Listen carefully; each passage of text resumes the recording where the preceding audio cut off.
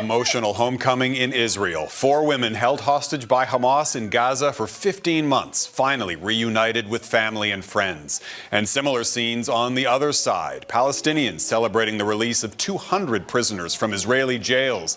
The second exchange is part of the Gaza ceasefire deal that went into effect last Sunday. Good evening and thank you for joining us. A total of 7 Israelis and nearly 300 Palestinians have now been released over this past week. Hopeful signs that the ceasefire deal is progressing as planned toward a permanent end to the war and a lasting peace in the region. But along with those celebrations, there were also accusations that Hamas is failing to abide by the terms of the deal. Sean O'Shea explains in our top story tonight.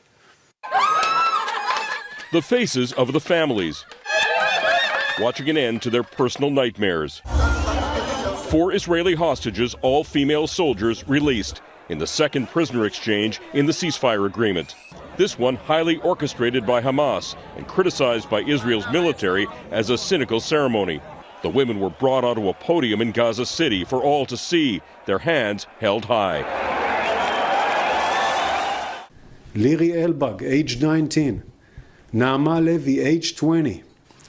Karina Arayev, age 20. Daniela Gilboa, age 20. This prisoner release included a show of support for Hamas.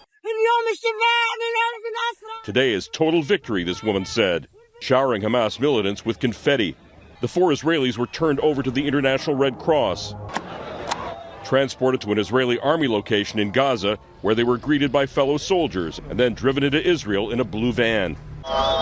In exchange, Israel released 200 Palestinians held in Israeli jails. The majority arrived in Red Cross buses in the West Bank to a hero's welcome. According to Hamas, those released included convicted militants serving life sentences for their involvement in attacks that killed dozens of people. About 70 were sent by bus to Egypt and 16 were returned to Gaza. The freed Israeli soldiers left southern Israel in an army helicopter and flown to a hospital in central Israel, where family members watched with excitement as the 4 arrived 477 days after they were captured. The moments they'd been waiting for.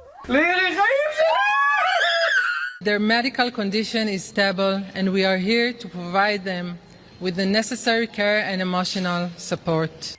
These hostages were among a group of soldiers who warned about a possible Hamas attack before October 7th, having observed growing numbers of protesters at the border fence. Those warnings were ignored. Israel said Hamas was obligated to release a civilian hostage under the deal, but Arbel Yahud wasn't among those freed. Israeli Prime Minister Benjamin Netanyahu said Palestinians will not be allowed to return to northern Gaza until she's released. This is what we're waiting for, and now we will wait for the release of 90 more hostages who must get this chance as well, come back to their lives.